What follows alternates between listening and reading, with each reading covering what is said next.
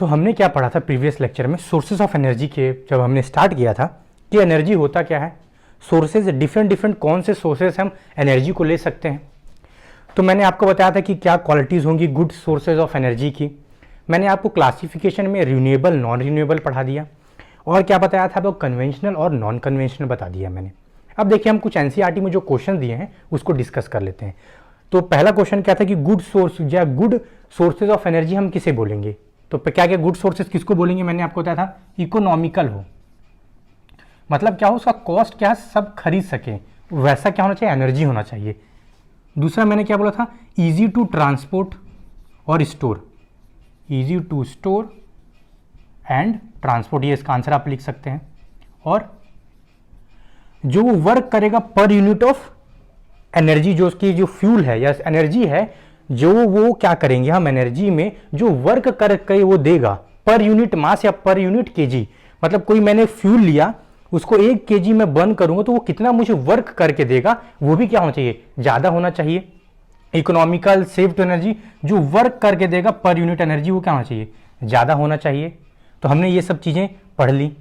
और क्या कर सकते हैं, सेफ और कन्वीनियंट होना चाहिए यूज। सेफ मतलब कोई डेंजरस ना हो, जैसे हम न्यूक्लियर एनर्जी पढ़ेंगे तो उसमें बहुत हजार्ड है, तो ये हो गया। अब मैंने बात की गुड फ्यूल का, ये गुड सोर्स ऑफ एनर्जी थी। जब गुड फ्यूल जो दूसरा क्वेश्चन है उसका आंसर क्या होगा, जब हम गुड फ्यूल की बात करें तो फिर है स्मोक नहीं होना चाहिए, मतलब लेस स्मोक, स्मोक लेस होना चाहिए। और क्या होगा, स्मोक लेस होगा। और ये भी क्या हम बोल सकते हैं कि इकोनॉमिकल हो। और क्या हो कि जो हजार्ड्स हैं वो भी इसमें कम होने चाहिए, और जो एनर्जी है वो भी क्या होना चाहिए, पर यूनिट मास वो क्या, वो भी एनर्जी ज़्यादा दे। फ्यूल का भी यही सेम कॉन्सेप्ट हम इसमें फ्यूल में लिख सकते हैं। पॉल्यूशन कम करे, स्मोक भी कम लिख ले, पॉल्यूशन कम हो। क्यों, क्योंकि स्मोक से क्या होगा, डिफरेंट हम गैस को जब इनहेल करेंगे तो उससे भी हमें क्या होंगे, बहुत सारे रेस्पिरेटरी प्रॉब्लम हो सकते हैं। तो ये हमारा क्या हुआ, क्वेश्चंस कर लिया। और एक क्वेश्चन और था कि आप कौन से सोर्स ऑफ एनर्जी को जब चूज करेंगे तो क्या चीज अपने माइंड में रखेंगे, तो यही चीज रखेंगे, इकोनॉमिकल हो, सेफ हो, कन्वीनियंट टू यूज हो, हम उसको अच्छे से स्टोर कर सके, ट्रांसपोर्ट कर सके। तो ये हमारा कहां हो गया, क्वेश्चंस को हमने देख लिया। अब मैंने आपको कन्वेंशनल और नॉन कन्वेंशनल बताया था, तो आपको कंफ्यूज नहीं होना है। कन्वेंशनल वो होता है जो हम बहुत पहले से उसको एक्सटेंसिवली यूज कर रहे हैं, जो हमारे एनर्जी रिक्वायरमेंट है उसको सबसे ज्यादा क्या कर रहा है, डिमांड को फुलफिल कर रहा है। तो कन्वेंशनल की जब हम बात करते हैं तो मैं क्या बोला था, कन्वेंशनल जो हम पहले समय से यूज कर रहे हैं, तो कन्वेंशनल जो होते हैं वो नॉन रिन्यूएबल होते हैं, मतलब एक बार मैंने यूज किया तो उसको मिलियंस ऑफ ईयर्स लग जाएंगे उसको बनने में। तो नॉन रिन्यूएबल में क्या आएगा, फॉसिल फ्यूल्स, क्या आएगा, fossil fuels. Okay, fossil fuels में क्या आएगा, कोल, मैं बोल सकता हूं पेट्रोलियम, और मैं क्या बोलूंगा, नेचुरल गैस, नेचुरल गैस, ये हो गया। जब नॉन कन्वेंशनल की बात करेंगे तो वो क्या होगा, लिमिटेड टाइम पीरियड से हम उसको यूज कर रहे हैं, न्यूअर टेक्नोलॉजी है, और उसके एग्जांपल क्या होंगे, सोलर एनर्जी, विंड एनर्जी, ये हमने देख लिया। अब देखिए, अब हम क्या डिस्कस करते हैं कि नॉन रिन्यूएबल है, मैंने फॉसिल फ्यूल वर्ड यूज किया, तो बुक में फॉसिल फ्यूल्स के बारे में दिया हुआ है। फॉसिल फ्यूल के बाद उन्होंने क्या दिया है, थर्मल पावर प्लांट, ये सबके समझाया है, हाइड्रो पावर प्लांट। तो मैं क्या करूंगा, आपको हम क्या करेंगे, डीप में स्टडी करेंगे। हम फॉसिल फ्यूल के बाद जितने भी फॉसिल फ्यूल्स हैं, कोल, पेट्रोलियम, नेचुरल गैस, ये हमें कहां से मिलते हैं, ये सब हम पढ़ने की कोशिश करेंगे। मतलब हम हर एक माइन्यूट डिटेल्स को पढ़ेंगे कि कैसे ये इसका ओरिजिन होता है और ये क्या प्रोसेस है। तो फॉसिल फ्यूल्स जो है, हम स्टार्ट करते हैं फॉसिल फ्यूल्स। अब देखिए फॉसिल फ्यूल्स होते हैं क्या है, तो देखिए कभी भी आपको आंसर लिखना है तो आंसर को मगअप करने की जरूरत नहीं है। हम क्या करेंगे, आपको मैं इजी तरीका बताता हूं। आपको क्या प्रैक्टिस करना है कि आप सेंटेंस कैसे बना सकते हैं। जैसे क्या इसमें मान लीजिए मुझे कीवर्ड याद करना है, फॉसिल फ्यूल्स में मैं क्या बोल सकता हूं, रिमेन्स ऑफ, रिमेन्स होना चाहिए, फिर दूसरा प्लांट और एन एनिमल, तो देखिए अब समझ में आ गया। और नेचुरल, देखिए क्या होगा, 3 वर्ड मैंने याद कर लिया। फॉसिल फ्यूल्स में 3 चीज याद रखूंगा, remains, plants and animal, natural. अब देखिए कैसे मैं इसको याद करता हूं, नेचुरल प्रोसेस। अब मैं इसका डेफिनेशन याद करूंगा, कैसे, fossil fuels are the remains, मैं एक और वर्ड यूज कर सकता हूं, prehistoric. Prehistoric, prehistoric मतलब क्या होता है, इस वर्ड को मैं आपको, ये डिफिकल्ट है पर मैं आपको अपना डेफिनेशन देके मतलब आपको अच्छे समझाने की कोशिश करता हूं। प्री हिस्ट्री मतलब क्या होता है, हिस्ट्री मतलब क्या होता है, जो पास्ट में हो चुका है। प्री हिस्ट्री अभी हम समझते हैं वैसा समय बहुत पुराना, जब हम क्या करते थे, स्टोन टूल्स का यूज करते थे, बहुत पुराना समय जब होगा उसको हम प्री हिस्टोरिक पीरियड बोलते हैं। तो fossil fuels are the remains, आप डैड क्या बोल सकते हैं, रिमेन्स भी बोल सकते हैं, या आप वर्ड ऐड कर सकते हैं प्री हिस्टोरिक रिमेन्स। तो हम बोलेंगे fossil fuels are the prehistoric remains, मतलब बहुत पुराने समय से, remains of plants and animal buried inside the surface of the earth, या buried inside the earth very long year back due to some natural process, मतलब अपने आप तो ऐसा हो नहीं सकता। तो फॉसिल फ्यूल्स क्या है, रिमेन्स हैं, मतलब बचे हुए प्लांट्स और एनिमल्स जो क्या हो गए हैं प्री हिस्टोरिक टाइम में अर्थ सरफेस के अंदर क्या हो चुके हैं, जा चुके हैं, और उसके उससे क्या होगा, किसके कारण, नेचुरल प्रोसेस के कारण। तो ये हमारा क्या हो गया, फॉसिल फ्यूल्स। और इसको बनने में मिलियंस ऑफ ईयर्स लगते हैं, हम इसको भी ऐड कर सकते हैं, मिलियंस ऑफ ईयर्स, मतलब बहुत साल पहले कोई प्लांट्स और एनिमल जो अर्थ की सरफेस के अंदर नेचुरल प्रोसेस के कारण डिके हो गए हैं, उससे जो हमारा बनेगा उसको हम क्या बोलते हैं, फॉसिल फ्यूल।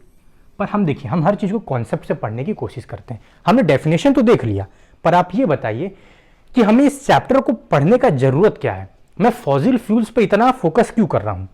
तो हम इसको थोड़ा सा जनरल अपने लाइफ से रिलेट करते हैं कि ऐसा हिस्ट्री में या पहले के समय में ऐसा क्या हुआ कि हमें फॉसिल फ्यूल्स के बारे में पढ़ना पड़ रहा है। हर चीज कुछ कॉन्सेप्ट है, इसलिए आपको दिया गया है। अब देखिए एक्चुअली है क्या। अब एक वर्ड मैं आपको बता रहा हूं, हिस्ट्री में आप पढ़ेंगे इंडस्ट्रियल रिवॉल्यूशन, मैं IR लिखता हूं, क्या है, इंडस्ट्रियल रिवॉल्यूशन। तो हम इंटरेस्टिंगली इस चैप्टर को पढ़ने की कोशिश करेंगे। देखिए पहले क्या थी, आप पढ़ेंगे, पहले मशीन्स नहीं थे, पहले इंडस्ट्रीज थी, जहां मान लीजिए कार बन रहा है, बाइक्स बन रहे हैं, वहां पर मशीन है, वहां एनर्जी चाहिए। तो पहले क्या था, जनरली जो इंडस्ट्रियल रिवॉल्यूशन कब स्टार्ट हुआ, 1780 से। कहां पर, यूरोप बोल सकते हैं, USA बोल सकते हैं। क्या हुआ था कि पहले हमें कोई भी चीज काम करना था तो हम मैनुअली करते थे, मतलब पीपल, मतलब नंबर ऑफ पीपल जो चाहिए, वर्क फोर्स जो काम करने वाले लोग थे वो ज्यादा थे, मतलब मैनुअली काम होता था, हैंड का ज्यादा यूज होता था। बट आफ्टर इंडस्ट्रियल रिवॉल्यूशन हम क्या यूज करना शुरू किए, मशीन्स का, और मशीन से हम क्या चलाने लगे, इंडस्ट्रीज चलने लगी। और जब इंडस्ट्रीज चलने लगी तो हमें क्या चाहिए, एनर्जी बहुत चाहिए। क्यों, बड़ी बड़ी जब मशीन होंगे उसको चलाने के लिए हमें एनर्जी चाहिए। अब वो एनर्जी चाहिए तो उससे क्या होगा, अब हमारी लाइफ क्या हो गई, जो लाइफ की जो स्टैंडर्ड है वो भी ग्रोथ होने लगा, मतलब पीपल को जो रहने का कंडीशन है वो भी बढ़ने लगा। क्यों, क्योंकि इंडस्ट्रियल रिवॉल्यूशन हुआ, मशीन्स आए, बहुत सारे प्रोडक्ट बनने लगे और ग्रोथ हुआ। ग्रोथ के कारण क्या हुआ, एनर्जी रिक्वायरमेंट भी क्या हो जाएगा, बढ़ जाएगा। जैसे मान लीजिए आयरन और स्टील इंडस्ट्रीज है, आयरन और स्टील इंडस्ट्रीज, इन्हें भी क्या चाहिए, बहुत एनर्जी चाहिए। तो एनर्जी रिक्वायरमेंट बढ़ गई, तो हमने क्या देखा कि हम अपनी एनर्जी रिक्वायरमेंट को कैसे पूरा कर सकते हैं। तो हमें क्या माइंड में आया, फॉसिल फ्यूल्स। तो फॉसिल फ्यूल्स क्या है, अबंडेंट मात्रा में थे। तो हमने जो टेक्नोलॉजी स्टार्टिंग में बनाई वो टेक्नोलॉजी किसकी थी, केवल फॉसिल फ्यूल्स का यूज करके हमने टेक्नोलॉजी डेवलप किया, जिसके कारण फॉसिल फ्यूल्स जो अभी यूज में है वो ज्यादा है। क्यों, क्योंकि ये कन्वेंशनल है, हम इसको पहले से यूज करते आ रहे हैं, तो फॉसिल फ्यूल्स की डिमांड भी बढ़ गई, जो टेक्नोलॉजी है वो फॉसिल फ्यूल्स है। पर देखिए जैसे जैसे समय बीता तो हमने क्या किया, इसको पढ़ने की कोशिश की। क्या पढ़ने की कोशिश की कि इसके कॉज क्या है, इससे क्या डिसएडवांटेज क्या हुए। अब डिसएडवांटेज देखिए क्या हुआ, जब हमने फॉसिल फ्यूल्स यूज करना तो शुरू कर दिया, एनर्जी रिक्वायरमेंट भी बढ़ गई, बट इस फॉसिल फ्यूल से बहुत प्रॉब्लम है। जैसे मैंने फॉसिल फ्यूल में आपको बताया कोल। अब देखिए हम डीप में जाएंगे, पहले समझ लेते हैं फॉसिल फ्यूल के बारे में। अब हम जब कोल को यूज करके एनर्जी कन्वर्ट करेंगे तो जिस प्लांट में हम उसको बोलते हैं थर्मल पावर प्लांट, और डिफरेंट एनर्जी हाइड्रो, जो इलेक्ट्रिसिटी प्रोड्यूस करेंगे तो हाइड्रो पावर प्लांट। हर जगह क्या हुआ कि देखिए जब हम कोल को बर्न करते हैं और उसकी एनर्जी को यूज करते हैं, स्टीम हम पढ़ेंगे इसको, तो क्या होता है, जो कोल है उसमें क्या है, कार्बन है, और ये जो कार्बन जब हम उसको बर्न करते हैं इसके ऑक्साइड बहुत सारे क्या लिख लेंगे, CO2 लिख लेगा, कार्बन डाइऑक्साइड। कार्बन डाइऑक्साइड से क्या होगा, ग्रीन हाउस इफेक्ट, मतलब heating of earth, green house effect क्या होगा, बढ़ जाएगा ड्यू टू CO2। और क्या प्रॉब्लम आ जाएंगे, ये बहुत सारे गैसेस लिख लेंगे, पॉइजनस गैस, सल्फर हो गया, नाइट्रोजन हो गया। अब ये जब एटमॉस्फेयर में जाएंगे तो क्या करेंगे, एसिड रेन भी होगा। एसिड रेन मतलब क्या होता है, जो वाटर है जब रेन होता है, रेन में जैसे हम ताजमहल को देखेंगे हम बोलते हैं येलोइश हो रहा है, क्यों, एसिड रेन के कारण। तो ये जो जब हम फॉसिल फ्यूल्स को बर्न करते हैं तो क्या होगा, इसके जो डिफरेंट डिफरेंट क्या लिखेंगे, पॉइजनस गैस लिख लेंगे, जो रेस्पिरेटरी प्रॉब्लम भी करेंगे और एसिड रेन जैसा क्या करेंगे, हमारा प्रॉब्लम भी क्रिएट करेंगे। और बहुत सारे डस्ट, जब कोल निकालते हैं तो जहां कोल माइनिंग होता है वहां बहुत सारे डस्ट होते हैं जो और आपके लिए हार्मफुल होते हैं। तो ये सब क्या हो गए, हमें धीरे धीरे समझ में आने लगा कि फॉसिल फ्यूल्स क्या है, डेंजरस होंगे और ये ज्यादा लंबे समय तक क्या रहेंगे, रहेंगे नहीं। तो जब ज्यादा लंबे समय तक ये रहेंगे नहीं, तब हमने क्या किया, शिफ्ट किया न्यूअर टेक्नोलॉजी की तरफ। न्यू टेक्नोलॉजी मतलब सोलर एनर्जी, जिसको हम बोलते हैं नॉन कन्वेंशनल। इसलिए ताकि हम एटमॉस्फेयर को भी प्रिजर्व करें, अपनी अर्थ को क्या करें, ग्रीन रखें, और क्या कर सके कि हम अपनी लाइफ जो एक्सपेक्टेंसी है उसको भी बढ़ा सकें। तो हमने क्या किया, न्यूअर टेक्नोलॉजी की तरफ गए। अब देखिए ये तो हो गया फॉसिल फ्यूल्स। अब हम क्या करेंगे, फॉसिल फ्यूल्स में हम डीपली पढ़ते हैं किसको, कोल को। तो हम पहला स्टडी करेंगे फॉसिल फ्यूल्स में किसके बारे में, कोल के बारे में। तो देखिए कोल में जनरली क्या है, कार्बन। कार्बन मतलब होता है सी, हम कार्बन को किससे डिनोट करते हैं, सी से। तो अब हम देखते हैं कि कोल बनता कैसे है और कोल क्या है। कोल इज क्या है, कोल एक क्या है, फॉसिल फ्यूल है विच इज एबंडेंट। क्या है, कोल एक फॉसिल फ्यूल है जो क्या है, एबंडेंट है। एबंडेंट मतलब क्या होता है, एबंडेंट मतलब बहुत ज्यादा मात्रा में है, और meet a large amount of energy requirement, मतलब जो मीट क्या करता है, हमारा जितने भी मैक्सिमम वर्ल्ड के एनर्जी रिक्वायरमेंट है वो किससे मीट होते हैं, कोल से। क्योंकि मैंने बताया क्यों, क्योंकि हम इसको पहले समय से यूज करते हुए आ रहे हैं। ये हमारा कॉन्सेप्ट हो गया। अब देखिए कोल बनता कैसे है। Millions of years ago, millions of years ago क्या हुआ था, प्लांट और एनिमल क्या हुए थे, प्लांट और एनिमल जब अर्थ के सरफेस में क्या हो गया, ड्यू टू नेचुरल प्रोसेस, जब कुछ भी नेचुरल प्रोसेस के कारण ये जो अर्थ का जो क्रस्ट है उसके अंदर क्या हो गए, चले गए। मान लीजिए प्लांट है, ठीक है। अब अंदर जाने से तो ये कन्वर्ट नहीं होगा, तो क्या होता है, प्रेशर और टेम्परेचर, और इन्हें बहुत समय लगता है, प्रेशर एंड टेम्परेचर। देखिए क्या होगा, जब ये क्या हो गए, प्लांट और एनिमल जब अर्थ के क्रस्ट के और अर्थ इनर सरफेस में चले गए, तो क्या हुआ, वाटर के प्रेजेंट में और लैक ऑफ ऑक्सीजन, ऑक्सीजन ना होने के कारण इनके कुछ बैक्टीरियाज होंगे, कोई बैक्टीरिया होंगे, वो बैक्टीरिया क्या करेंगे, जब इसको जब डिके करना स्टार्ट करेंगे, डिकम्पोज करना स्टार्ट करेंगे, तो इसमें क्या करेंगे, ऑक्सीजन या हाइड्रोजन बहुत सारे क्या करेंगे, गैस को रिलीज करते हैं। क्या होगा, देखिए फिर से, ये जब अर्थ के सरफेस के अंदर जाएंगे, अर्थ के सरफेस के अंदर जाएंगे तो यहां क्या होगा, ऑक्सीजन नहीं मिलेगा, और जो कुछ बैक्टीरिया प्रेजेंट होंगे वो क्या करेंगे, इसको डिकम्पोज करेंगे, किसको, रिमेन्स जो प्लांट्स हैं उसको क्या करेंगे, बैक्टीरिया इसके ऊपर वर्क करेंगे। जब बैक्टीरिया इस पे काम करेंगे तो क्या होगा, इसमें गैसेस लिख लेंगे, और गैसेस लिख लेंगे, और ये बैक्टीरिया के कारण क्या होगा, और कार्बन, जो कार्बन कंटेंट होगा वो बचता जाएगा। मतलब क्या होगा, गैस तो निकल गया, और जो रिमेन्स है वो किसमें फुल बढ़ने लगेंगे, कार्बन कंटेंट इनके अंदर क्या होगा, इंक्रीज होना शुरू हो जाएगा। तो कोल क्या है, एक फॉर्म का कार्बन ही है, जो ब्लैक कलर वो क्या है, कार्बन है। और ये कार्बन जो होगा, जब स्टार्ट में ये कन्वर्ट होंगे तो इनका जो कार्बन कंटेंट मतलब जो कार्बन प्रेजेंट होगा इन सब्सटेंस में, वो क्या होगा, बहुत ही कम, लेस देन 27% और 27%। अब जैसे ही क्या होगा, इसमें प्रेशर और टेम्परेचर मिलेगा, प्रेशर और टेम्परेचर जैसे ही इसको मिलेगा तो फिर इसका कार्बन कंटेंट क्या होने लगेगा, इंक्रीज होना शुरू हो जाएगा। तो जितना ज्यादा कार्बन कंटेंट होगा उतना अच्छा आपका क्या होगा, कोल आपका उतना ही अच्छा आपका क्या होगा, कोल होगा। ठीक है, तो हमने इसको भी समझ लिया। अब देखिए हम क्या करते हैं, अब फिर से एक बार रिपीट कर देता हूं। मिलियंस ऑफ ईयर्स अगो जो प्लांट्स रिमेन है वो अर्थ के सरफेस के अंदर बरीड हो जाएंगे, बरीड होने के बाद वहां क्या ऑक्सीजन नहीं मिलेगा, कुछ बैक्टीरिया होंगे, बैक्टीरिया क्या करेंगे, इसके ऊपर काम करेंगे, इसको डिकम्पोज करेंगे, डिकम्पोज करने से कुछ गैसेज रिलीज होंगी, और कार्बन क्या होगा, कार्बन जो रेसिड्यू वो बच जाएगा। कार्बन का क्वांटिटी पहले कम होगा, जब उसे प्रेशर और टेम्परेचर मिलेगा तो कार्बन का कंटेंट धीरे धीरे बढ़ना शुरू हो जाएगा। तो ये हो गया कोल का प्रोसेस कि कैसे ये क्या हो रहा है, फॉर्म हो रहा है। अब देखिए इसके बाद क्या होगा, हमने ये भी देख लिया।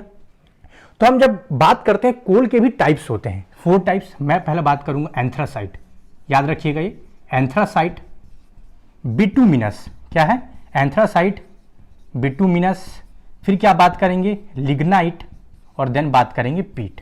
अब कैसे याद रखेंगे, देखिए ABCDEFGHI JKLMNOP, मतलब जब अल्फाबेटिकली जाएंगे हम तो ऑर्डर वाइज है। देखिए A के बाद B आएगा, B के बाद मतलब L आएगा, उसके लास्ट में P आएगा। तो वैसे ही एंथ्रासाइट में जो कार्बन कंटेंट होगा बहुत ज्यादा होगा, 94 टू 98%। बिटुमिनस की बात करेंगे तो 78 टू 87%। लिग्नाइट की बात करेंगे तो लगभग 28% टू 37%, 40% के लगभग इसमें भी होगा। और जो पीट है उसमें 27% से कम होगा। तो हमें इस डाटा पे नहीं जाएंगे, जितना ज्यादा क्या होगा प्रेशर, टेम्परेचर, और जितने ज्यादा ईयर्स बीतते जाएंगे, जैसे मान लीजिए पीट है, हो सकता है ये 1000 ईयर्स में बन जाए, थाउजेंड्स ऑफ ईयर।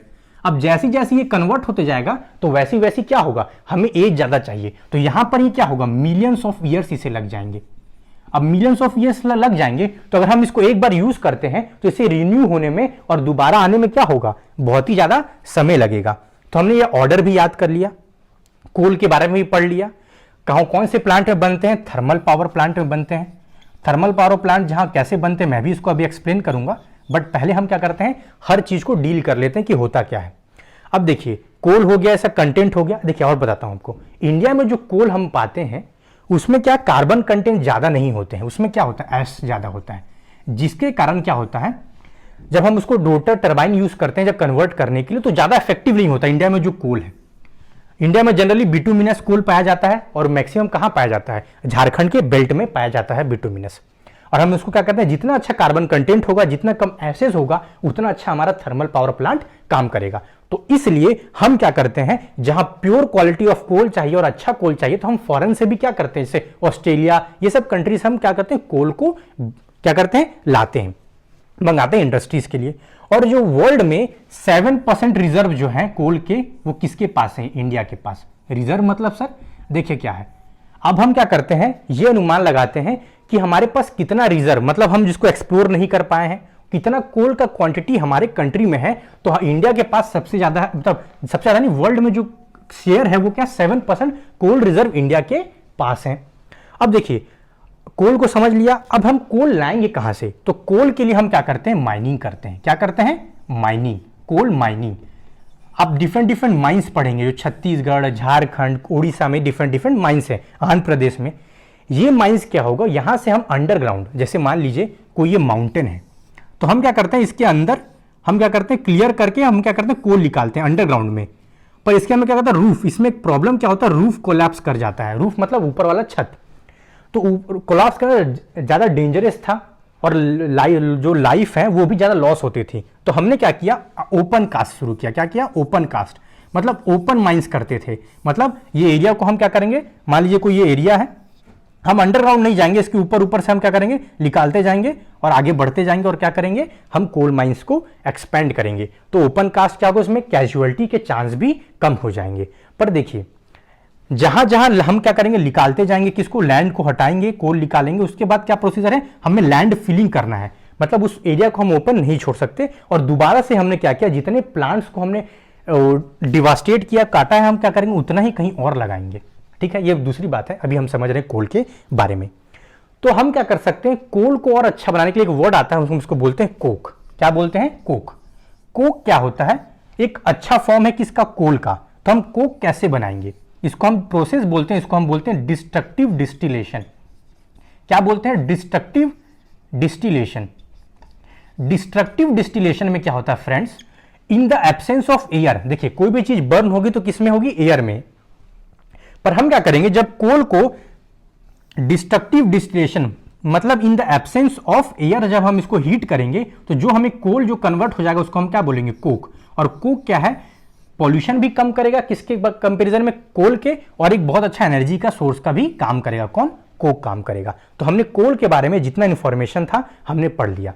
अब देखिए, अब हमारे बुक में क्या एक एग्जाम्पल दिया हुआ है, एक्सरसाइज, मैं उसको समझा देता हूं ताकि हम एनसीईआरटी से भी कवर करते चले और कुछ एक्स्ट्रा इंफॉर्मेशन भी हमारे पास होता रहे। तो देखिए क्या है, एग्जाम्पल ये लिखा हुआ है कि मान लीजिए कि हम क्या करेंगे, टेनिस बॉल लेते हैं, उसमें हम 3 स्लिट्स करेंगे। क्या बोलते हैं, 3 स्लिट्स। स्लिट्स मतलब क्या होता है, लॉन्ग कट, कोई लंबा सा कट होगा।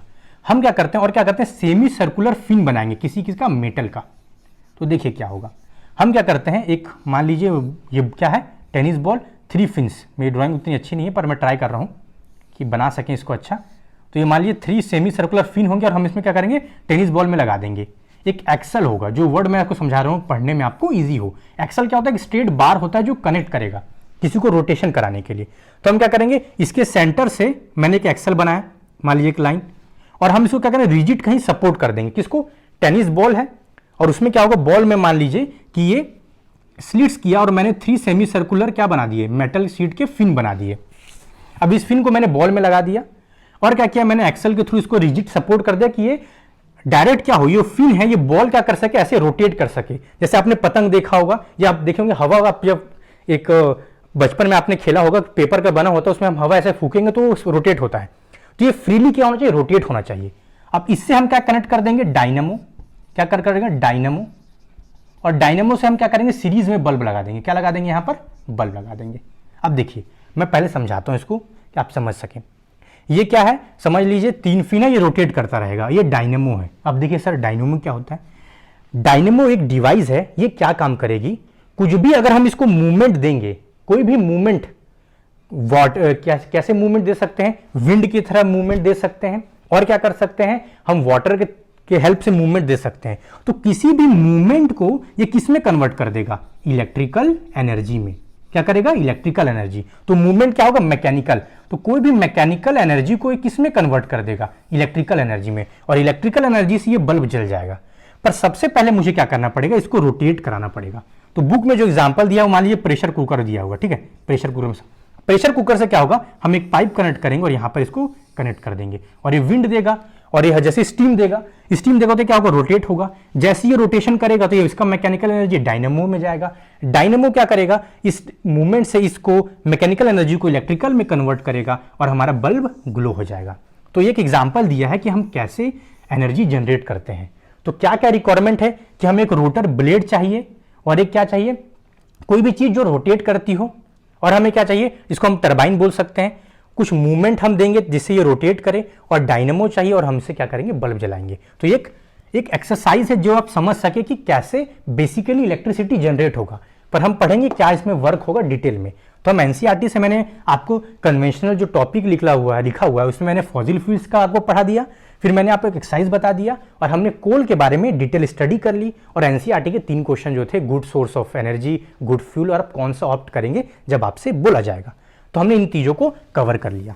अब मैं क्या कर रहा हूं, आपको डीप में समझा रहा हूं कि इन हायर क्लासेस भी आपको समझ में आ सके कि कैसे हम कोल से, पेट्रोलियम और नेचुरल गैस से कैसे हम एनर्जी को लेते हैं। एक चार्ट दिखा होगा कि हम मैक्सिमम एनर्जी जो है, एक चार्ट देखेंगे तो मैक्सिमम रेड पोर्शन लिखा होगा, किससे आती है, कोल से। इसलिए मैंने आपको कोल को डिटेल में बता दिया। न्यूक्लियर एनर्जी क्या है, थोड़ा मात्रा में है। हाइड्रो इलेक्ट्रिसिटी थोड़ा ज़्यादा है।